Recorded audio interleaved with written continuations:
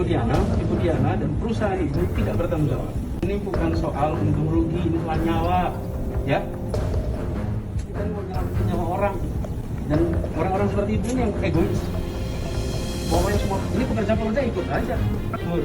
Kenapa? Karena orang-orang tidak seperti itu. Ini adalah orang-orang yang tidak bertanggung jawab. Orang-orang yang memilih untuk membuat karyawannya ambil resiko.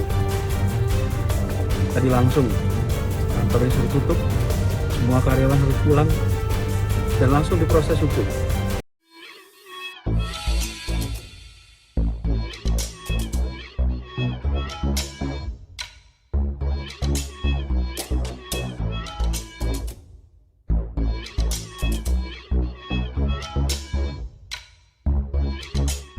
Tonton video ini sampai selesai agar Anda tidak gagal paham.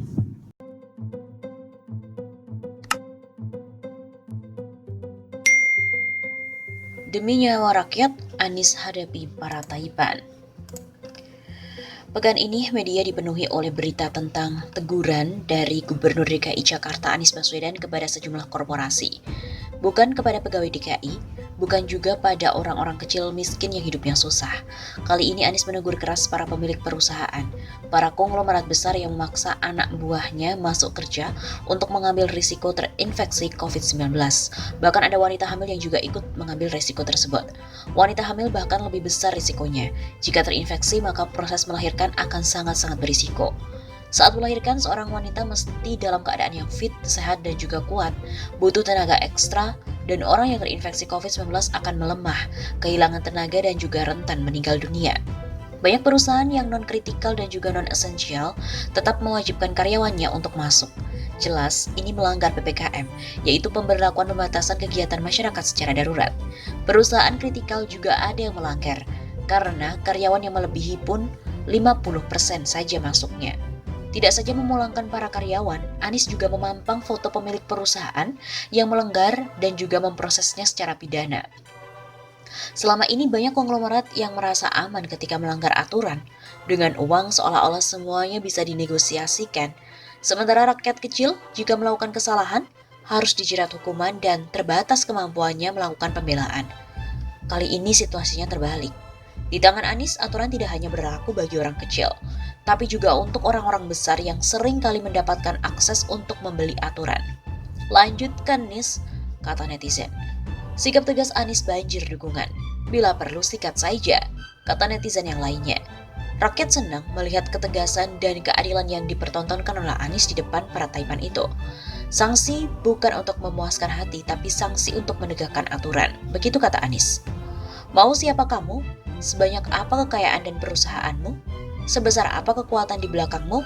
Melanggar ya tetap melanggar, dan harus ditindak. Hukum harus tegak dan berlaku untuk semua pihak. Kaya, miskin, orang kecil maupun orang besar sama. Begitu kira-kira kalau kita terjemahkan sikap Anies pada hari itu. Anies memang beda, nggak perlu gebrak meja, karena itu tidak pantas dilakukan oleh seorang pemimpin.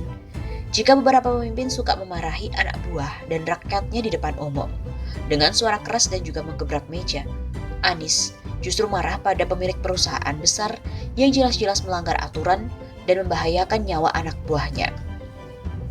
Orang-orang yang seperti bapak ini egois dan tidak bertanggung jawab, kata Anies. Tanpa suara tinggi, hanya atur intonasi yang menunjukkan bahwa Anies sedang serius marahnya. No teriak-teriak, no maki-maki, no gebrak meja. Sikap Anies mungkin saja oleh sejumlah pihak dianggap tidak populer. Bahkan secara politik, ini punya risiko membuat sebagian konglomerat tersinggung dan juga tidak mendukung. Tidak menutup kemungkinan akan ada serangan balik. Uang mudah untuk melakukan hal semacam ini.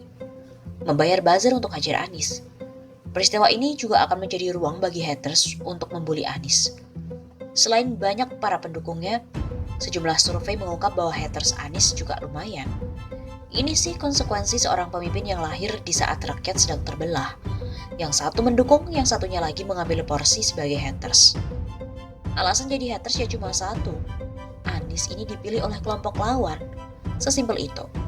Sebuah sikap yang memang jauh dari rasional. Pokoknya, apapun yang dilakukan Anies itu pasti dianggap salah. Di mata mereka, Anies enggak ada benarnya sama sekali. Mestinya pandemi mengakhiri keterbelahan itu. Mari kita bersama-sama menghadapi COVID ini, begitu kata Anies. Keterbelahan ini akan dengan sendirinya mencair jika Pilpres 2024, Anies berpasangan dengan tokoh yang didukung oleh mereka semua. Misal, Hovifah, Ganjar Pranowo atau Puan Maharani. Pasti cair. Anies yang terus berupaya merangkul mereka telah secara signifikan mengurangi jumlah haters. Ini juga data dari survei. Haters yang sering muncul saat ini umumnya bukan warga Jakarta, sebagaimana pernah disinggung oleh Refli Harun. Nyawa rakyat Jakarta itu lebih penting dari semua risiko politik itu. Seorang pemimpin mesti berani mengambil risiko jika itu menyangkut nasib dan terutama nyawa rakyatnya. Dalam hal ini Anies menunjukkan sikap kenegarawanannya, mengabaikan semua citra demi untuk menegakkan aturan dan melindungi nyawa rakyat. Bagi seorang pemimpin, nyawa dan nasib rakyat itu menjadi prioritas yang tidak bisa ditukar apapun. Begitu kira-kira prinsip yang jadi pegangan Anies. Dengan support pemerintah pusat, Anies terus memastikan bahwa aturan PPKM darurat di Jakarta bisa berjalan sesuai yang diinginkan. Dengan begitu diharapkan, angka terinfeksi COVID-19 bisa segera dapat ditekan dan jumlah kematian warga ibu kota pun bisa diminimalkan. Seperti diberitakan bahwa Anies telah menutup kantor Ray White Indonesia, ternyata bukan perusahaan sembarangan.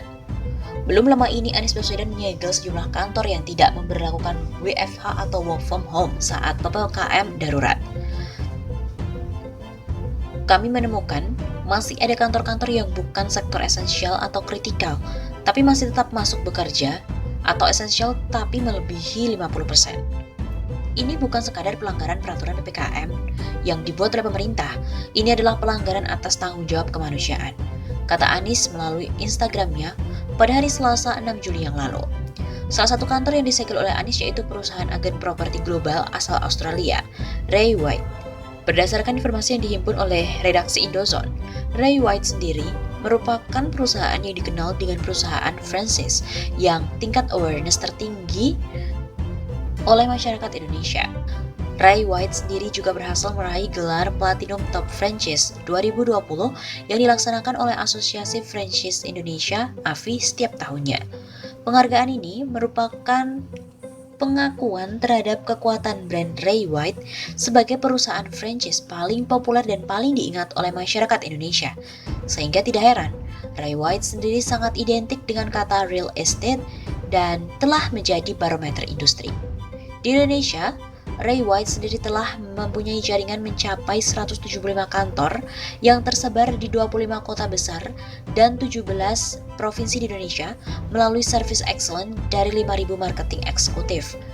Sebagai brand yang telah sukses dinobatkan sebagai Platinum Top Franchise 2020, kami telah menjadi referensi dalam bisnis franchise dan menjadi brand yang paling diingat oleh masyarakat Indonesia.